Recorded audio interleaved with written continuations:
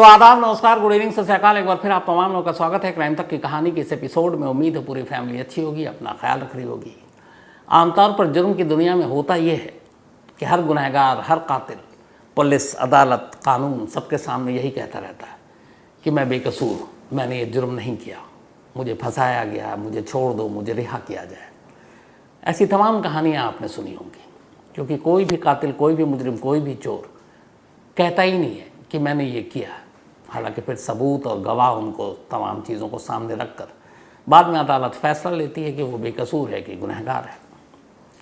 लेकिन आज की कहानी एक ऐसा केस है जिसमें दोनों चीज़ें हैं, मतलब एक अजीब सी कन्फ्यूज़न है। एक बीवी पुलिस से कहती है कि मैंने अपने पति को मार डाला, मैंने उसका कत्ल किया है और मैं उसकी कातिल हूँ। और पुलिस उसे पकड़ लेती है, कोर्ट में पेश करती है, अदालत उसको जुडिशियल कस्टडी में जेल भेज देती है, यानी कि न्यायिक हिरासत में। अब इस कहानी का दूसरा पहलू ये है कि यही पत्नी जो कह रही है कि मैंने अपनी पति का कत्ल किया है, उससे पहले लगभग 20 महीने तक या 21 महीने तक पुलिस से यही कहती रहती है कि मेरा पति मिल नहीं रहा, उसको ढूंढ दो। और जब तक पुलिस से कहे कि आप तलाश नहीं कर रहे हो, पुलिस भी परेशान। तो कहानी के पहले हाफ में वो लगातार अपने पति को गुमशुदा बताती है और कहती है कि उसे ढूंढ दो, और ख़ुद पुलिस के पास जाती है, रिपोर्ट भी लिखा हुआ है।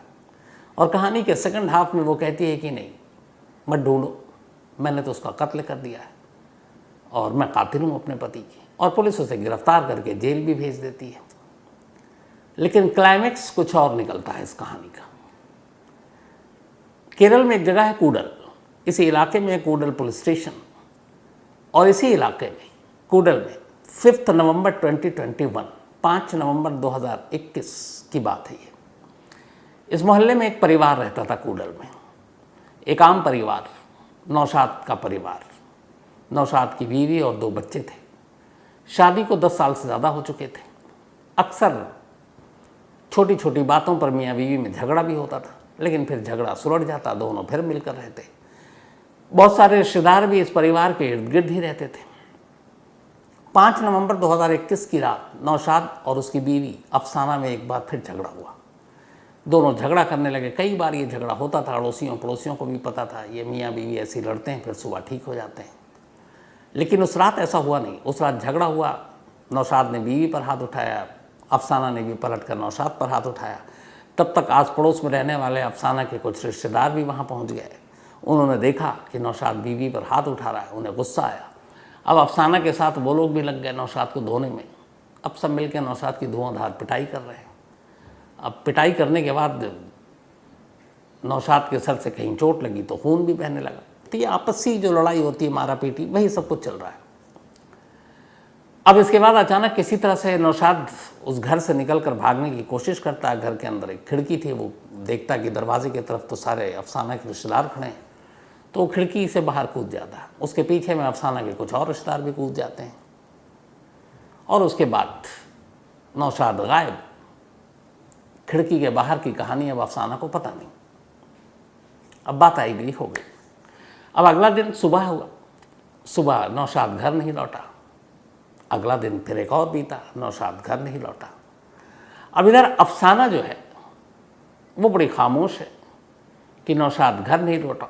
उसकी वजह ये थी कि कमरे के अंदर और खिड़की के बाहर ये जो 2 चीज़ें थी, कमरे के अंदर की कहानी तो वो जानती थी, खिड़की के बाहर क्या हुआ वो उसे कुछ पता नहीं था। लेकिन खिड़की के बाहर जाने से पहले जो हुआ, और उसमें नौशाद बुरी तरह घायल था, ये उसे मालूम था। 2-3 दिन बीत गए, नौशाद घर नहीं लौटा, काम पर भी नहीं गया। अब जब वो गायब हो गया तो नौशाद के फादर ने कूडल पुलिस स्टेशन में जाकर अपने बेटे की गुमशुदगी की रिपोर्ट लिखा दी। अब जब फादर ने गुमशुदगी की रिपोर्ट लिखाई तो इधर अफसाना भी जो है उसको लगा कि उसका शौहर, उसका पति गायब है और वो खामोश घर में बैठी है, तो लोग क्या सोचेंगे। अब उसके दिमाग में अजीब अजीब चीज़ें चल रही हैं, क्योंकि कमरे के अंदर की कहानी और खिड़की के बाहर की कहानी जिससे वो अनजान है। अब इसी कश्मकश में वो भी पुलिस स्टेशन पहुंचती है और पुलिस से कहती है कि आप मेरे पति को ढूंढिए, नौशाद गायब है 5 नवंबर की रात से। पुलिस भी कहती है ठीक है, हम ढूंढ रहे हैं, कोशिश करती रहती है। अब हर हफ्ते अफसाना पुलिस स्टेशन पहुंच जाए, कहे मेरे पति को ढूंढिए। इधर नौशाद अब घर नहीं लौट रहा है, गायब है। धीरे धीरे दिन, हफ्ते, महीने में बदलता जाता है, नौशाद का कोई सुराग नहीं। इधर बार बार हर हफ्ते में 2-4 दिन अफसाना पुलिस स्टेशन पहुंच जाए तो कूडल पुलिस वाले भी चिढ़ गए कि क्या मामला है यार, ये बार बार चली आती है, बंदा मिल नहीं रहा, ढूंढ भी रहे हैं। अब वो बोलते थे कि हम अपनी तरफ से कोशिश कर रहे हैं। करीब 6 महीना गुजरा, अफसाना अब थोड़ी सी चेंज हो गई। अब वो पुलिस के पास जाती, कहती कि मैंने आज कूडल में मार्केट गई थी, वहाँ पर नौशाद को देखा। अब पुलिस की टीम फ़ौरन वहाँ पे भेजी जाती कि भाई जाओ के देखो। अब वहाँ कोई नौशाद टाइप मिलता नहीं। कभी कहती मैंने वहाँ देखा, कभी कहती मैंने वहाँ देखा। अब पहले तो कि ढूंढो, और उसके बाद अब ये सिलसिला शुरू हो गया कि वो जब तब महीने में 1 आध बार पुलिस स्टेशन पहुँच जाती है और कहती है आज मैंने फ़लाने जगह पर नौशाद को देखा, और नौशाद यहीं कहीं घूम रहा है, जिंदा है। शुरुआत में तो पुलिस गई मेहनत के लिए, ढूंढने के लिए, लेकिन फिर अब ये वही वाली बात हो गई जो शुरुआत में थी कि अब ये बार बार कह रही है मिल नहीं रहा। फिर एक रोज़ ये अचानक आई और उसने कहा कि मैं सड़क के किनारे थी और सामने सड़क के उस तरफ दुकान में मैंने नौशाद को देखा। तो पुलिस ने उससे पूछा कि जब आमने सामने थे तो तुमने पास क्यों नहीं गई, पकड़ा क्यों नहीं? तो उसने कहा मैं सड़क क्रॉस करती उससे पहले गाड़ियाँ आ गई, जब मैं गाड़ी रुकी और मैं सड़क पार की तब तक नौशाद गायब था। अब पुलिस को लगा कि ये परेशान कर रही है, लेकिन कोई एक ठीक ठाक अफसर आया स्कूडल थाने में। जब उसने ये पूरी फाइल पढ़ी कि एक शख्स गायब है, अब लगभग 21 महीने होने वाले हैं, 5 नवंबर 2021 से गायब है, और जुलाई का महीना यानी कि पिछला महीना। इत्तेफाक से फिर अफसाना पहुंच गई रूटीन की तरह कि अभी तक मेरे आपने पति को नहीं ढूंढा, नौशाद को। तो उसने कहा अच्छा तुम पूरा बयान दो। अब उसने अपना पूरा बयान देना शुरू किया, बयान दे के चली गई। अब उस अफसर ने अफसाने के पुराने बयान निकाले जो पुलिस को उसने दिए थे, ये अलग अलग वक्त में दिए थे, नौशाद को देखने की बातें, नौशाद के गायब होने की बातें। जब वो उठाया उसने तो 5 नवंबर 2021 की रात का जो उसका पहला बयान था, और ये भी जो जुलाई में उसने दिया उस रात की घटना को लेकर, उस बयान में बहुत सारी चीज़ें अलग अलग थी। कई बार हो सकता है इंसान वक्त के साथ भूल जाता है, लेकिन अब उस अफसर को लगा कि अफसाना कुछ छुपा रही है, झूठ बोल रही है। अब जब पुलिस को ये शक हुआ तो फिर लास्ट जब ये था कि उसने उसको मार्केट में देखा, सड़क पार, पुलिस वहाँ पर गई और कई चश्मदीदों से पूछा भाई यहाँ पे कौन शख्स था, क्या था। तो पुलिस को उस दिन एक पुख्ता जानकारी मिली कि जिस जगह के बारे में अफसाना कह रही थी कि उसने इतने बजे उस मार्केट में सड़क की दूसरी तरफ से नौशाद को देखा, वो झूठ बोल रही थी, क्योंकि वहाँ पर उस वक्त वो मौजूद ही नहीं थी। अब पुलिस को लगा कि ये झूठ क्यों बोल रही है, अगर इसका पति वहाँ पर था नहीं तो ये पुलिस में आकर बयान क्यों दे रही है। पुलिस ने तय किया कि कुछ ना कुछ ऐसा है जो अफसाना छुपा रही है, और 21 महीने से एक शख्स गायब भी है, केस को सुलझाना भी है। अब अफसाना को थाने बुलाया गया और इस बार उसे तसल्ली से पूछताछ हुई। अब जब पूछताछ हुई तो अफसाना ने पूरी कहानी सुनाई। जैसे ही उसने अपनी कहानी सुनाई, पुलिस ने उसे अरेस्ट कर लिया। अरेस्ट करने के बाद, ये बात है 28 जुलाई की, 28 जुलाई को कहानी सुनाने के बाद पुलिस ने अफसाना को अरेस्ट किया। 29 जुलाई को वहाँ की लोकल कोर्ट में पेश किया। कोर्ट में पेश करने के बाद पुलिस ने बताया कि अफसाना है नौशाद नाम के एक शख्स की पत्नी। 5 नवंबर 2021 की रात को झगड़ा हुआ और उस झगड़े के बाद अफसाना ने अपने रिश्तेदारों के साथ मिलकर नौशाद के साथ मारपीट की, और फिर अफसाना ने एक तरह से कत्ल कर दिया, नौशाद को मार डाला। मारने के बाद घर के पास ही या घर के इर्द गिर्द कहीं इसने लाश छुपा दी। लाश नहीं मिल रही है। अब लाश नहीं मिलेगी तो कत्ल का मुकदमा कैसे दर्ज होगा, लेकिन पुलिस का कहना था मामला कत्ल का है। तो अदालत ने अफसाना को पुलिस कस्टडी की बजाय जुडिशल कस्टडी में भेज दिया और पुलिस से कहा कि जाओ तुम नौशाद की लाश ढूंढो। अब पुलिस नौशाद की लाश ढूंढने में लग गई। लाश ढूंढने के लिए पुलिस ने बाकायदा जिस घर में अफसाना रहा करती थी, पहले वहाँ गई। उस घर, चूँकि आजकल बहुत सारी चीज़ें आपने देखी होंगी, चाहे श्रद्धा वाला हो या कई घरों में फ्रिज में लाश मिली है, कई जगहों पे दफना दिया गया है घर के अंदर ही, कमरे के अंदर ही। तो ये सारी चीज़ें केरल पुलिस की भी जानकारी में थी कि तरीका क्या क्या है। तो पुलिस पहले घर गई, घर की खुदाई की, फिर घर के चारों तरफ कुछ देखा ऐसी चीज़, लोगों से पूछा कि पिछले 21 महीने में यहाँ कुछ नई खुदाई हुई है, नया कुछ बना है। जहाँ जहाँ लोगों ने बताया उन जगहों की खुदाई हुई, दीवारों को खोद डाला गया, घर को खोद डाला गया, फावड़ा चल रहा है लेकिन लाश कोई नहीं मिल रही है। यहाँ तक कि घर के आसपास क्रिश्चियन के कुछ कब्रिस्तान थे, वहाँ जाकर पता किया गया कि यार ऐसा तो नहीं कि कहीं कोई कब्र खोदी गई, कोई लाश आई गई और जो ऐसे तरीके से दफनाई गई जिससे कुछ शक हो। सेप्टिक टैंक को खंगाला गया, बाकायदा बुलाकर मुलाजिमों को, सेप्टिक टैंक में झाँको।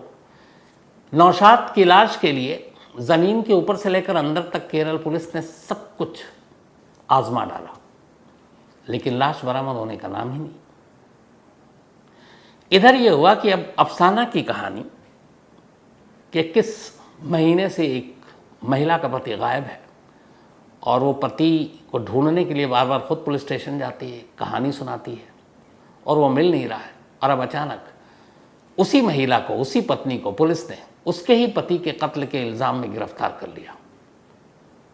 तो कहानी ये थाने से लीक हुई। 28 जुलाई को जब अफसाना को गिरफ्तार किया गया तब उसने पुलिस से कहा कि 5 नवंबर 2021 की हमारी लड़ाई हुई, उस झगड़े के दौरान मैंने उसके सर पे मारा, खून निकलने लगा और मेरा एक साथी भी था साथ में, और भी लोग थे लेकिन एक ख़ास साथी था। अब ये था कि जिस तरीके से खून निकल रहा था और लग रहा था कि अब वो बचेगा नहीं, तो मेरे दोस्त ने कहा कि तुम चिंता मत करो। वो नौशाद को खिड़की के बाहर फेंक कर खुद भी चला गया। उस दिन के बाद से वो दोस्त गायब, तो कहीं और चला गया। और अफसाना के दिमाग में ये कि जो मारा, जो चोट लगी, उससे नौशाद मर गया और मरने के बाद नौशाद को कहीं आसपास में दफना दिया गया। तब उसके दिमाग में दोनों चीज़ें, उधर दोस्त से कांटेक्ट नहीं हो रहा है, इधर ये है कि उसको चोट लगी है, तीसरा ये है कि उसने कहा था मैं कर दूंगा और उसने बॉडी को दफना दिया। तो कहीं ना कहीं अफसाना के दिमाग और दिल में ये था कि उसने अपने पति को मार डाला है और उसकी लाश दफन हो गई है। और चूंकि वो गायब है और 21 महीने से वो कभी लौट कर नहीं आया, तो शक और यकीन में बदलता गया कि उस रात के झगड़े की वजह से उसके पति की मौत हुई है, तो कत्ल की जिम्मेदार वो है। लेकिन पुलिस शक ना करे उस पर, इसलिए वो बार बार पुलिस स्टेशन जाती और फिर बार बार पुलिस को बताती कि आज मैंने फलाने बाज़ार में नौशाद को देखा, आज मैंने वहाँ नौशाद को देखा, ताकि पुलिस को ये यकीन दिला सके कि देखो नौशाद शायद ज़िंदा है, कहीं आसपास है। तो कत्ल की बात तो सोचे ही नहीं, और फिर जब कत्ल की बात नहीं सोचेगी तो कातिल की बात कहाँ से सोचेगी। लेकिन जब 28 जुलाई को उसका झूठ पकड़ा गया मार्केट में, जिस जगह उसने कहा मैंने नौशाद को देखा, और वहाँ के एविडेंस, सीसीटीवी और बाकी से पता चला कि अफसाना तो उस मौके पे थे ही नहीं, तब उसे लगा कि अब तो झूठ पकड़ा गया। पुलिस ने कहा आप सच बताओ। तब उसने कहा 5 नवंबर को ऐसा हुआ और नौशाद का कत्ल हो गया और उसकी बॉडी कहीं छुपा दी गई। जो मेरे रिश्तेदार वो थे उन्होंने मुझे कुछ बताया नहीं, उन्होंने सब ने कहा खामोश रहो, तो मैं चुप हो गई। लेकिन इन 21 महीनों में मैं ये मान कर चलती रही कि नौशाद का मैंने कत्ल किया है, और इसीलिए पुलिस मुझ तक ना पहुँचे, लोगों को यकीन दिलाने के लिए मैं खुद पुलिस स्टेशन बार बार आती थी, और तो मैंने कत्ल किया, अब मैं एक्सेप्ट कर रही हूँ। और ये उसके बाद वो जेल चली गई। अब ये पुलिस ने सारे खंगाल डाले, लाश ढूंढ रहे हैं, क्योंकि बिना लाश के कत्ल का मुकदमा कैसे चले। खिड़की के बाहर क्या हुआ है इसका कोई विटनेस ही सामने नहीं आ रहा है। तो पुलिस के सामने अजीब कश्मकश। उन्होंने अफसाना को अंदर तो किया, बट उन्होंने कहा अभी 302 लगाना बाकी है। 302 यानी कत्ल का मुकदमा तब लगाएंगे जब एक बार लाश हाथ आ जाए।